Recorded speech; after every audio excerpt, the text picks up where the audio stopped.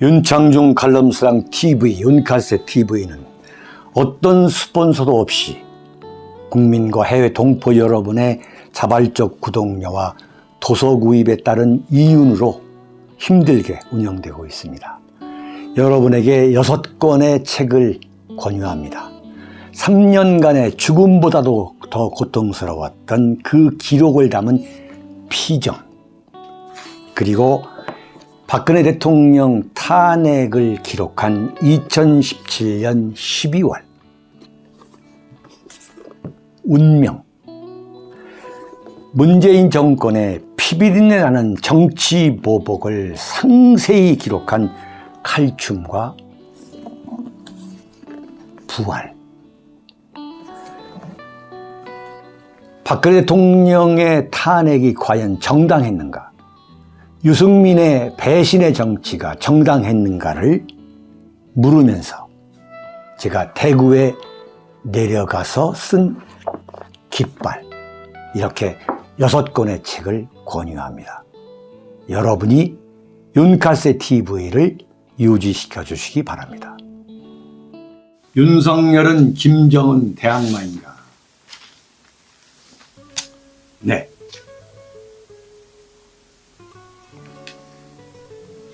오늘이 현충일입니다. 네. 현충일은 과연 무슨 의미가 있느냐? 대한민국은 말이죠, 처음 생겨날 때부터 이 공산주의 좌익 세력과의 투쟁에서 이겨서 생겨난 나라입니다. 네. 1948년 8.15 대한민국의 이 건국이라는 것 자체가 이승만이라고 하는 정말로 위대한 자유민주주의 항일 독립투사가 존재하지 않았다면 그 건국 자체가 불가능했죠.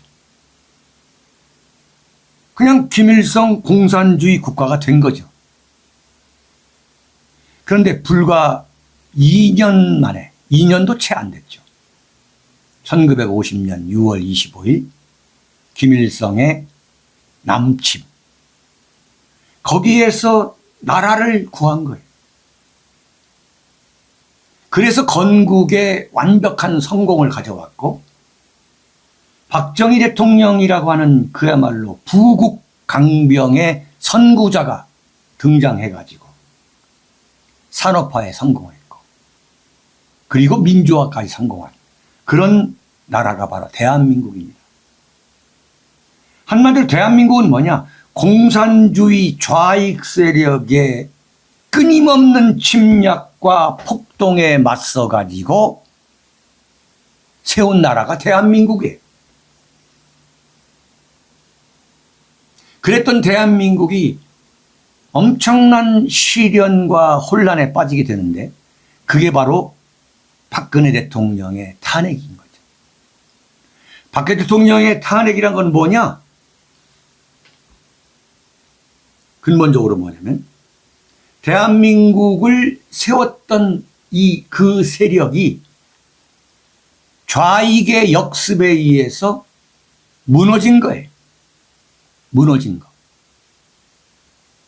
거기에 결정적으로 역할을 한 게 소위 말하는 우파의 가면을 쓴 이 수박보수들, 김무성, 유승민, 이런 수박보수 세력과의 합작이죠. 좌우 합작.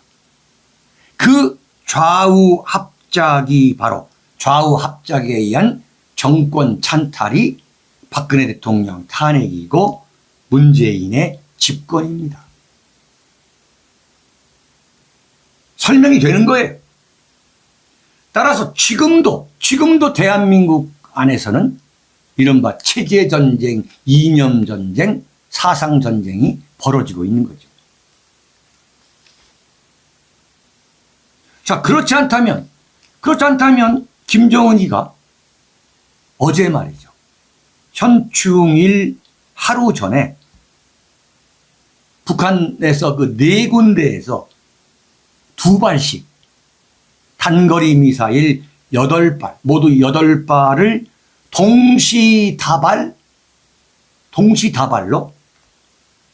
동시다발의 무력 도발을 할 이유가 없는 거죠. 명확하게 답이 나와요. 명확하게. 응?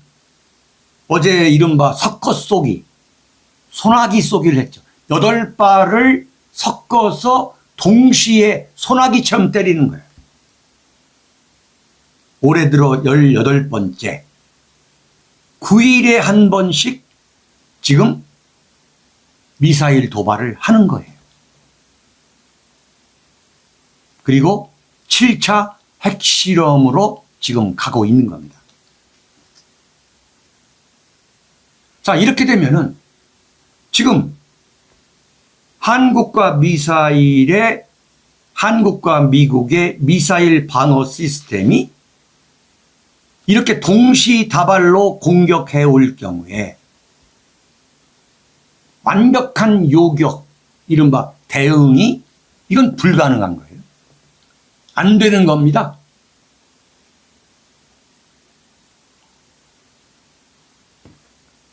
여덟 발을 4군데에서 2발씩 동시다발로 공격해 올 경우에 지금 한국과 미국의 미사일 방어 시스템으로는 이건 안 되는 거예요. 뚫리는 거죠.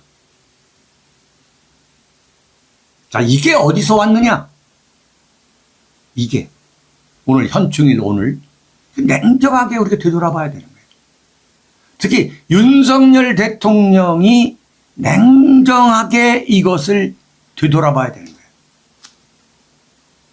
이른바 김대중, 노무현, 문재인 15년간의 평화 타령, 이 평화 장사가 빚어낸 현 주소인 거예요. 그로 인해 가지고 김정은의 북한 정권이 세계적 군사 강국에 오르게 된 거죠. 이게 현실이에요. 이게 부정할 수 없는 우리의 안보 현실인데 지금 우리는 평안하게 지금 지내고 있습니다. 여기다가 결정적으로 북한의 핵 개발과 미사일 개발에 물꼬를 터준 사람이 누구냐? 바로 김영삼 정권인 거죠. 김일성이가 1994년에 그 NPT 핵 확산 금지 조약에서 탈퇴해 가지고 영변에 핵 개발 센터를 차렸을 때에 그때 김영삼 정권이 얘기한 게 뭐냐? 평화적 외교적 해결이에요. 정말 말도 안 되는 거지. 평화적 외교적 해결. 거기에서부터 이제 한반도 안보는 위기 속으로 빠져간 거죠. 그러면서 김영삼 정권 다음에 김대중 정권, 그 다음에 노무현 정권. 그러다가 이명박 정권에 이것을 강력하게 달라붙어야 되는데 천안함 폭침, 연평도 포격 도발, 그리고 광화문 소고기 그 난동으로 이명박 정권은 좌파를 손도 못 대고 임기만 채우다가 박근혜 대통령이 강력 대응하면서 바로 좌파가 총궐기한 거. 박근혜 대통령이 이른바 북한과 이 국내의 이 종북, 친북, 좌익, 반일, 반미 세력을 작살낸 거, 쑥대밭 낸 거, 그것의 바로 역습이 뭐냐? 바로 그게 박근혜 대통령 탄핵인 거죠. 문재인의 집권이고. 그래서 윤석열 대통령은 지금 한반도 위기의 그 책임을 사실은 그냥 모두 양 어깨에 짊어지고 출범을 하게 된 거예요. 너무도 중요한 시기, 너무도 중요한 시기에 너무도 중요한 역할을 윤석열 대통령이 지금 쥐고 있다. 이런 구조적 설명이 가능한 거예요.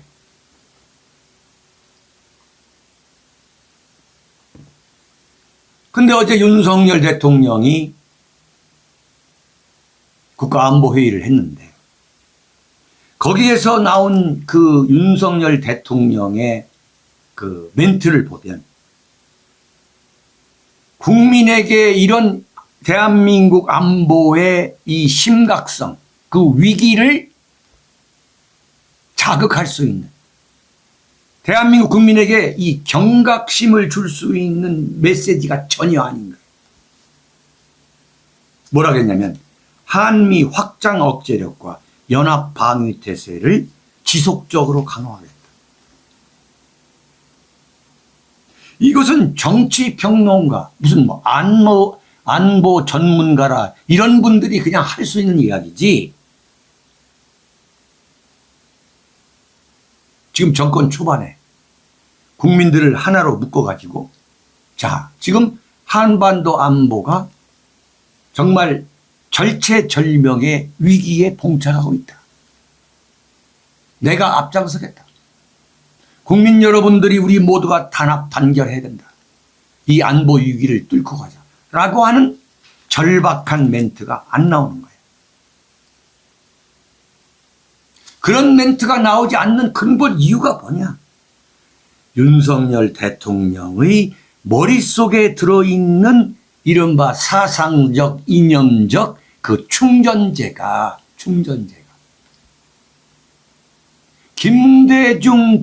김대중 노무현 정신으로 채워져 있기 때문이다.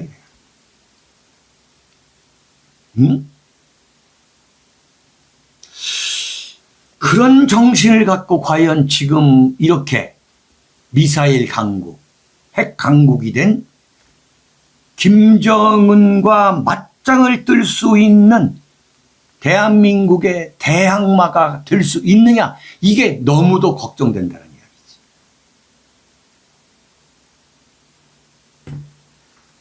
네? 너무도 걱정된다는 거예요. 그러나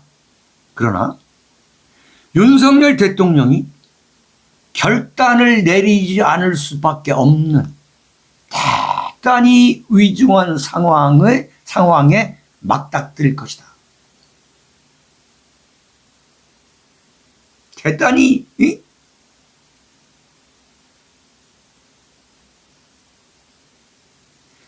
따라서 이 윤석열 대통령이 어떻게 대응하겠다.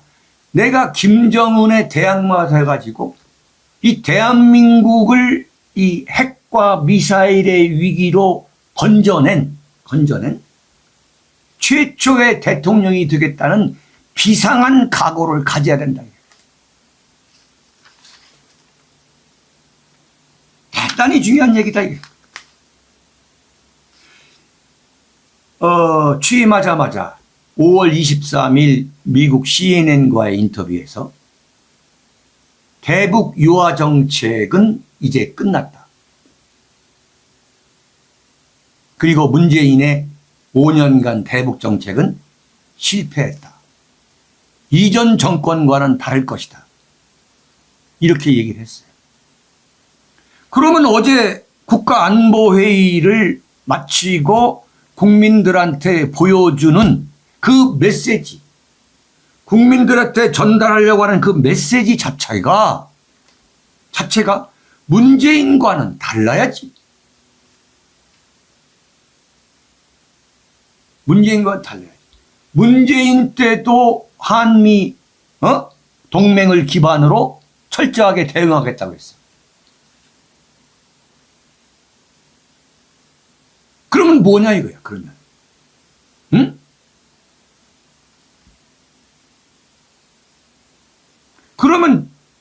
그러면 윤석열 정권과 문재인 정권의 차이가 뭐냐 이거야. 북한에 대한 유화 정책을 폐기하겠다라고 했다면 명확하게 윤석열 대통령의 메시지가 달라야죠. 응? 윤석열 정권에서 북한의 핵개발과 미사일 강국을 종식시키겠다고 하는 구체적인 각오가 나와야지.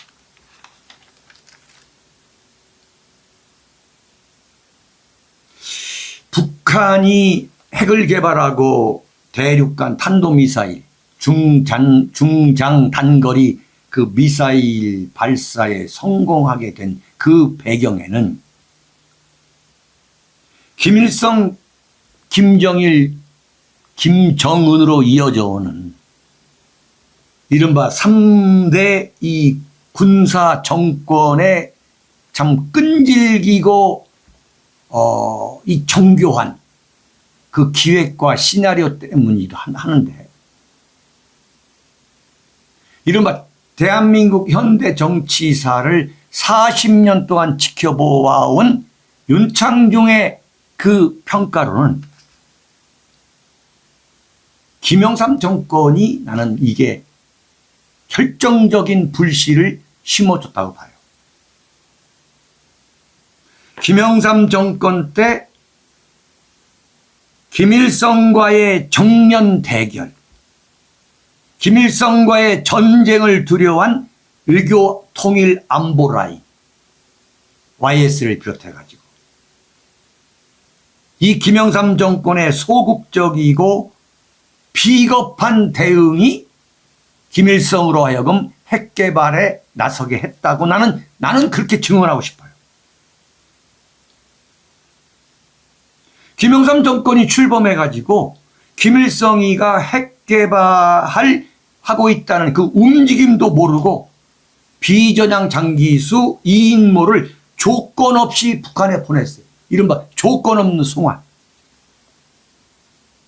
그러자마자 김일성이가 치고 나온 게 뭐냐면 NPT 핵 확산 금지 조약에서 빠져나오겠다. 이러면서 핵 개발을 한 거예요.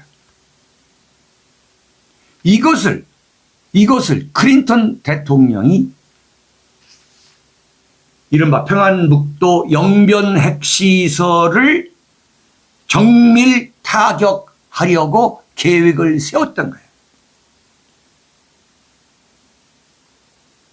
만약에 그때 클린턴 대통령이 영변 핵시설을 정밀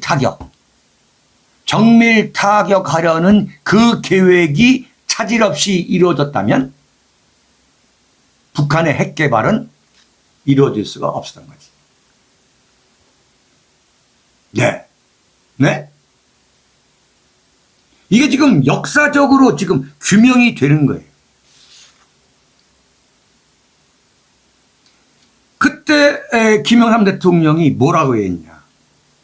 절대 영변 핵시설을 공격해서는 안 된다. 북한에 대해서는 대한민국이 더 잘한다. 그렇게 되면 전쟁이 일어난다.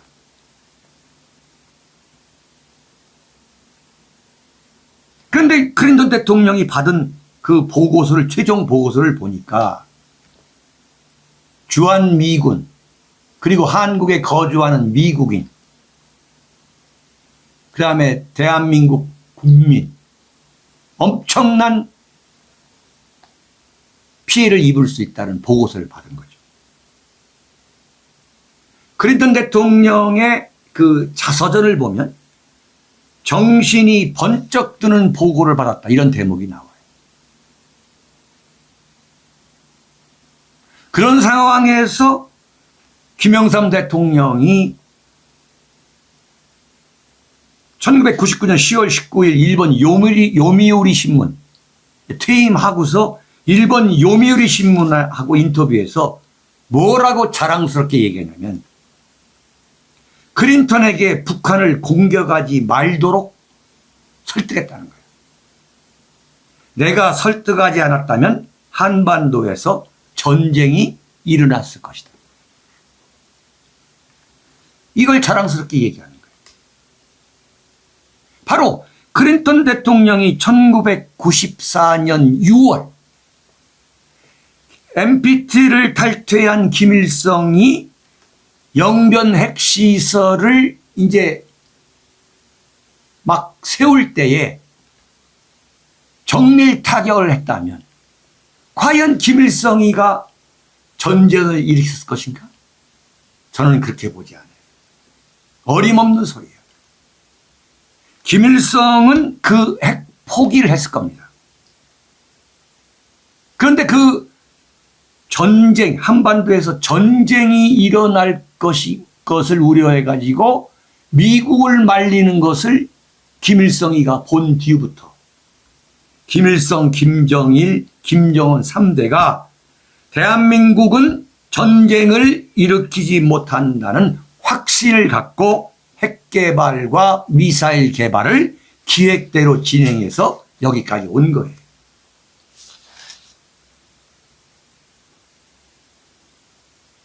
네. 쫙 설명이 되는 거죠. 그렇다면 오늘 현충일입니다. 윤석열 대통령이 여기에서 교훈을 얻어야 돼요. 네? 어떤 각오를 해야 되냐. 내 시대의 북핵 문제를 끝내겠다.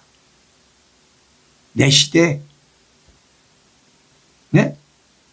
그리고 두 번째, 김대중 노무현 문재인 정권에서 이른바 폭탄 돌리기지, 폭탄 돌리기. 한반도 평화라고 하는 그 폭탄 돌리기는 절대 안 하겠다. 두 번째. 결국은 지연작전이거든. 김대중, 노무현, 문재인 3대 좌파 정권의 사기극에 의해서 지금 대한민국이 북한의 핵과 미사일을 지금 머리에 이고 살아야 되는 그런 숙명의 국가가 된 거야. 이걸 내가 끝내겠다. 그리고 평화라는 이름으로 더 이상 폭탄 돌리기 절대 안 하겠다. 세 번째 뭐냐? 김정은과 승부를 보겠다. 나 윤석열은 김정은한테 절대 굴복하지 않겠다. 절대 굴복해서는 안 된다. 네? 이게 가장 중요한 거다. 이게 윤석열이가 대통령으로서 남의 나라 얘기하듯이 한미 동맹을 강화해서 강력하게 대처하겠다. 남의 나라 핵 문제 대하듯이 이런 그야말로 정치 평론가를 할 수 있는 이야기를 한다면 이건 안 된다는 거예요.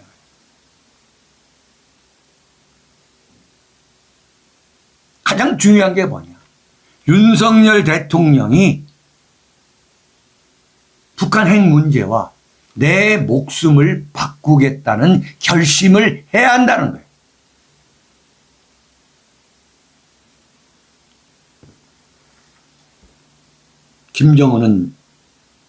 김정은이가 집권한 게 2011년입니다. 지금 집권 12년 차 아주 노련한 전략가예요. 네. 어제 조선일보의 인터뷰를 보니까 제가 여러분께 한번 소개해 준 분이 있죠. 러시아 사람으로서 국민대학교 교수를 하고 있는 안드레이 란코프 교수. 김정은이가 남한을, 대한민국을 징벌하겠다는 이른바 남벌 야망을 단순히 꿈이 아닌 현실로 만들기 위해서, 네? 그 가능성이 지금 10%로 높아졌다는 거죠. 윤석열 정부는 북한의 도전을 과소평가하고 착각에 빠져서는 안 된다. 북한에게 남한은 소리만 지르면 현금을 대주는 ATM이었다. ATM. 현금 자동 지급기였다 이거야. 그러나 이제는 남벌 즉 적화 통일의 대상이 됐다. 정말 무시무시한 이야기. 정말 윤석열 대통령한테 간절하게 호소하고 싶은 거예요. 간절하게. 전쟁, 김정은이가 결코 전쟁을 나는 일으킬 수 없다고 보는 거예요. 전쟁을 일으킬 경우에 김정은 스스로가 자기가 죽는다는 걸 알아. 그리고 북한의 권력 체계가 붕괴된다는 걸 알아요. 그래서 핵이 아무리 중요하다 해도 자신의 목숨과 그 자신이 누리고 있는 권자를 바꾸지 않을 거다 이거야. 이게 굉장히 중요한 거예요. 그런데 오늘 아침 동아일보 사설이 정말 명사설을 실었어요. 뭐냐? 북한이 4곳에서 미사일 8발을 도발했는데 김정은 벙커를 정조준 하는 그 상황에 직면할 것이다. 이야, 정말 명사설이야. 핵도발은 이게 동아일보 오늘 사설의 결론입니다.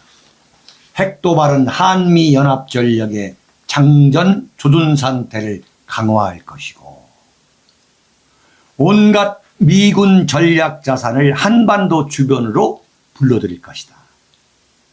그 가공할 전력의 조준점은 북한 핵 미사일 시설, 나아가 노동당 청사와 김정은 은신처가 될 것이다. 이게. 네. 정말 윤석열 대통령은 가장 중요한 게 뭐냐면 내 목숨을 북한의 핵무기와 북한의 미사일과 바꾸겠다는 그 결심을 하느냐 하지 않느냐에 달려있다는 거지.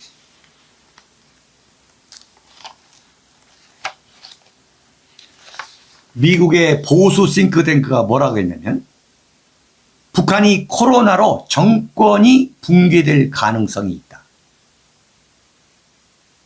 통일에 대비할 수 있는 계획을 한국과 미국이 세워야 한다. 미국 보수 성향 싱크탱크 카토 연구소 더그밴도 수석 연구원이 얘기했어요. 바로 이겁니다. 바로. 소련이 핵무기를 갖고 있다고 해서 붕괴되지 않은 게 아니에요. 제일 중요한 게 뭐냐.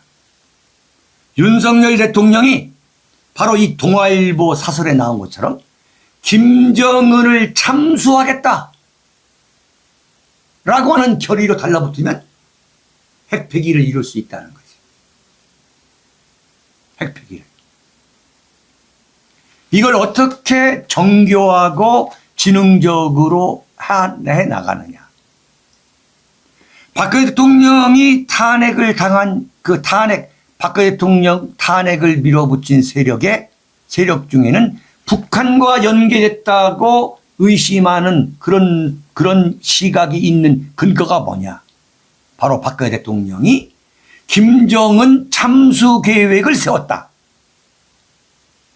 여기에 소위 말하는 친북 세력이 탄핵에 불을 붙였다.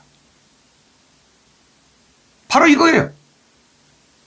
대한민국 대통령이 자기 목숨을 버리겠다는 각오를 반드시 해야만 북한 핵을 폐기할 수 있다. 바로 이거예요. 해답이 나와 있는 거예요.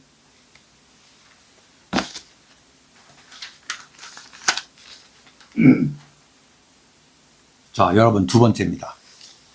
예, 여러분 오늘 예. 아이고 위티스님 늦게 들어오셨네. 아이고 예. 아이고 그렇죠. 자, 김건희 용산 들어간다. 이겁니다. 여러분, 제가 여러분께 자랑하는 게 아니에요.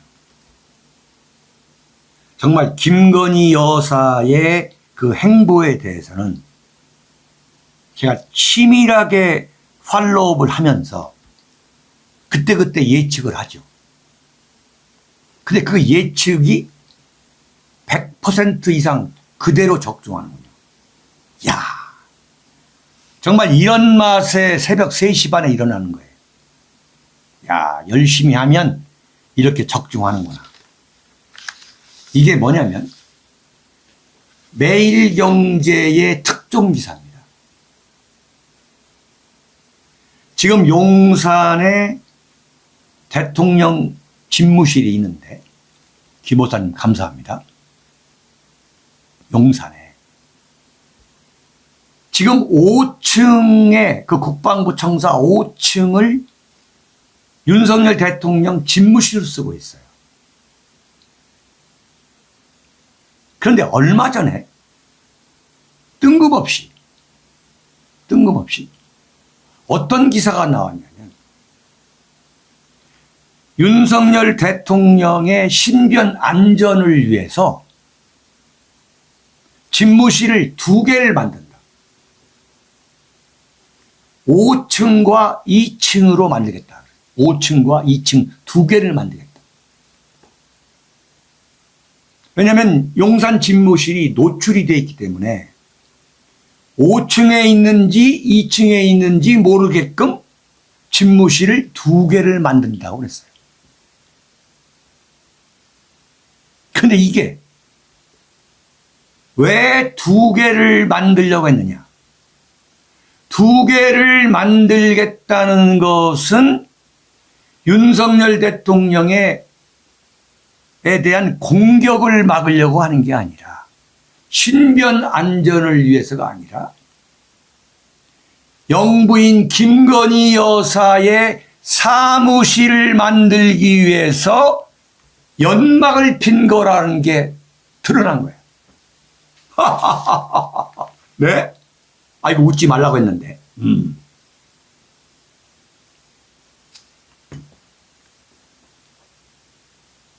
기가 막힌 이야기네. 그 윤석열 대통령이 지금 쓰고 있는 집무실, 바이든 대통령하고 정상회담까지 한 그 집무실을 비워주고 2층으로 내려가겠다는 거예요. 그리고 그 5층에는 김건희 여사 접견실이 된다라는 게 매일경제의 특종 보도야. 그러니까 미리 흘리는 거야. 미리. 바로 그 윤석열 대통령과 윤석열 정권의 특징은 뭐냐? 모든 것을 기사를 돌아가면서 하나씩 흘리는 거야. 문제가 있는 것은 미리 흘려가지고 여론한테 충격을 완화하는 거죠. 충격을.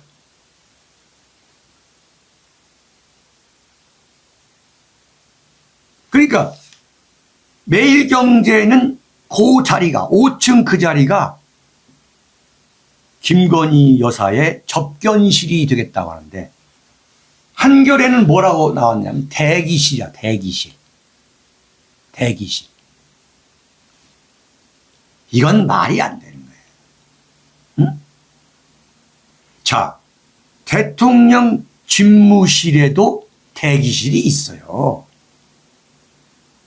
만약에 대통령 집무실에서 김건희 여사가 무슨 외국 국가 정상의 부인을 만나기 위한 그 카운터파트 역할을 하기 위해서 만약에 그 자리에 온다면, 그럴 때만 온다면 윤석열 대통령 집무실 또는 대통령 접견실에서 기다렸다가 행사에 참석하면 그만인 거예요.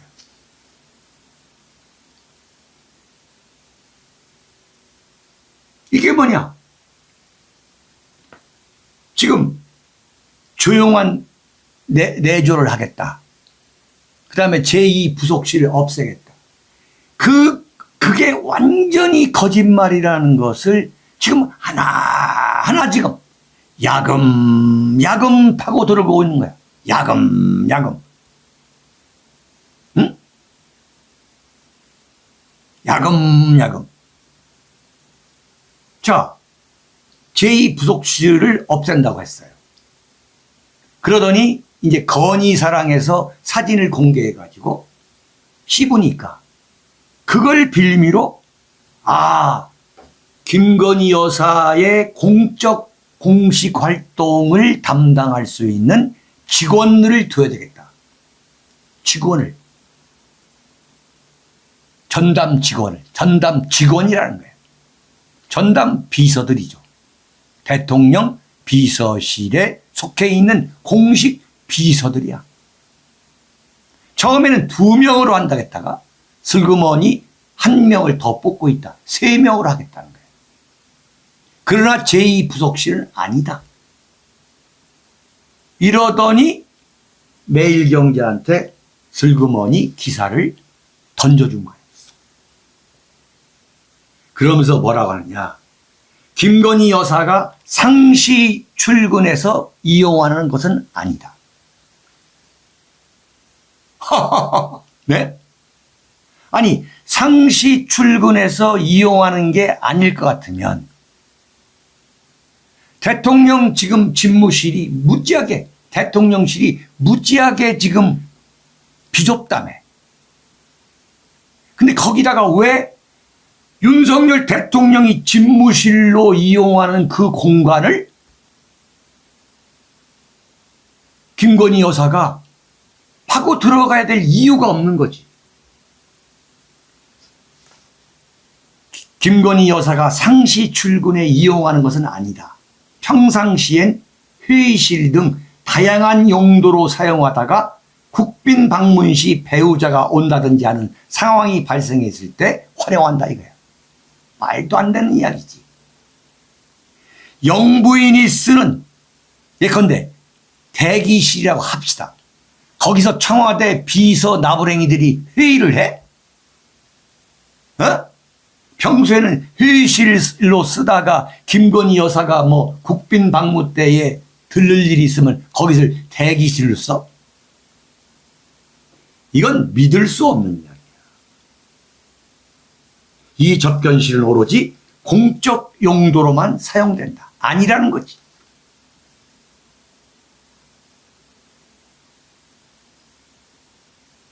이건 뭐냐? 대통령실에, 대통령 집무 공간에 이제 김건희 여사의 활동 공간, 공식 활동 공간, 언제든지 출퇴근이 가능할 수 있는 출근해가지고 활동할 수 있는 공식적인 공간을 이미 확보한 거예요.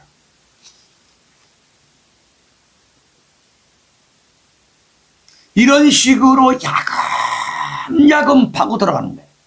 예. 처음에 경찰 견 이렇게 앉다가 산책하다가 야금야금 그다음에 충북 단양에 있는 절에 갔다가 구인사 갔다가 또 강남에 있는 봉은사 들렸다가 또 김장환 목사 만나는 소리 나오다가 야금야금 그다가 용산 집무실에 사전 투표 때 같이 외출해 가지고 거기서 사진 찍었다가 그 다음날 용산 공원에 나가지고 사진 찍었다가 하여튼 영부인이 하고 싶어 가지고 정말 이야 그 다음은 얘기 않겠네.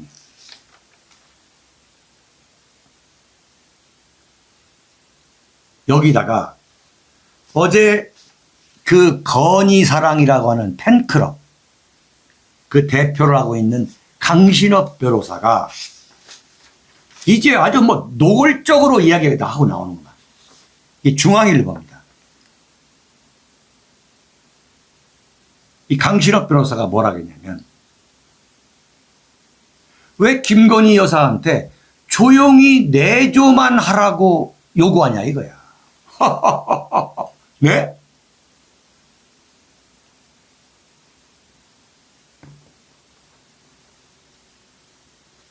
대통령 부인 역시 선거를 통해 검증받았다네. 그게 검증이야? 제1 외교관 역할을 수행하기 때문에 이를 위한 물적 인적 자원을 갖추는 것이 국익에도 크게 유용하다. 이제 국익까지 들고 나오네.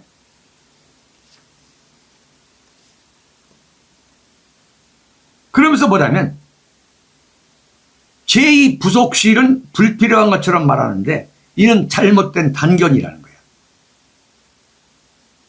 혹자는 국민이 대통령을 뽑는 것이지 대통령 부인을 뽑는 것은 아니다라면서 대통령 부인은 조용히 내조에만 전념해야 한다는 식으로 말하고 있는데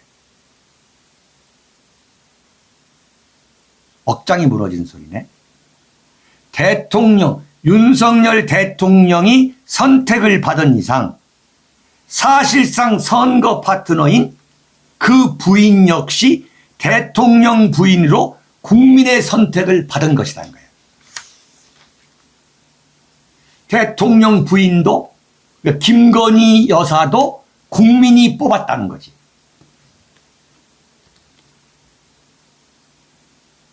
그러면서 미국의 대통령 부인실은 10여 명 정도의 비서와 보좌진을 배정하고 있다. 왜 우리가 김건희 여사 부속실을 만들 수 없느냐?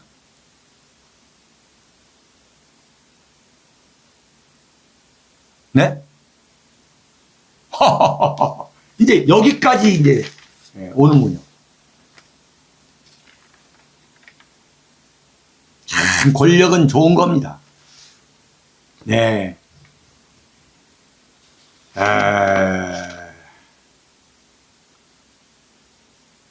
참 권력은 좋은 거예요. 억울하면 권력 잡는 거예요.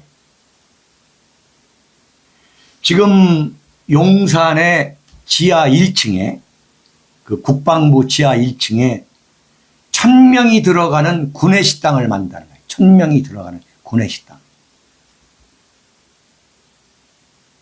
이게 뭐냐면은 이제 윤석열 대통령이 파티를 하려고 한다는 거지.